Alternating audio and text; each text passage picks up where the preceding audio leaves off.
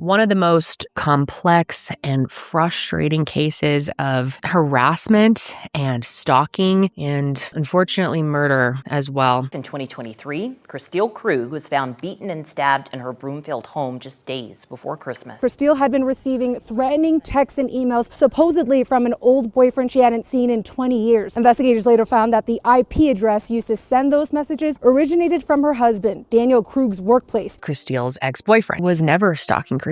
It was Dan all along. And at the exact same time that detectives learned this, Dan was still sitting at the station being interviewed. So they confronted him with this bombshell evidence. In this particular interview, he's already acting pretty dramatically. But the police were so done with his act by this point that they told him the messages pointed at him. And his reaction was ridiculous and infuriating, but not surprising. He rolled his eyes and said, "It has to be the husband. And you have your theory. It is wrong." Of course, Dan tries to explain why the IP addresses came back to his office. He told them that there were some public Wi-Fi networks there, so the stalker must have been using that. He really thinks that the police are going to believe that this stalker pulled up to his office, connected to the Wi-Fi, and sent every single email from out front of his building. Okay, dude. Police were able to determine that all of the texts Christelle got from the stalker came from a burner phone, which was purchased using a gift card that was registered to Dan's name. And get this, you guys. Detectives even figured out that Dan had tested them by messaging his own phone. What a genius. They also figured out the timeline for the day that Christelle was murdered. So let me tell you about it. At 6:45 a.m., Dan drove their eldest child to the bus stop and came home shortly after. Then at 7:42 a.m., Christelle left to bring the other two kids to school and came back around 8 a.m. And normally, Dan would have left for work by then, but the garage camera showed that he didn't actually leave that day until 8:24 a.m. The other cameras around the house were abruptly turned off, and a piece of tape was placed over the one at the front door. And this is just the most classic mistake that I've seen so many killers make. Investigators actually found the exact same tape in their kitchen drawer with a tear on it that perfectly matched the ripped piece that was put over the security camera. Just awesome. So obviously, police believe Dan did this and left the camera over the garage so that he could be seen leaving the house to build his alibi. And then they also believe that when Christelle got back home, Dan had been hiding in the garage and he attacked her before she could make it into the house. He snuck up from behind and hit her on the back of the head to disarm her. Then, when she was down, he flipped her over to stab her. He stabbed his own wife, the mother of his 3 children, directly in the heart after mentally torturing her for all of that time.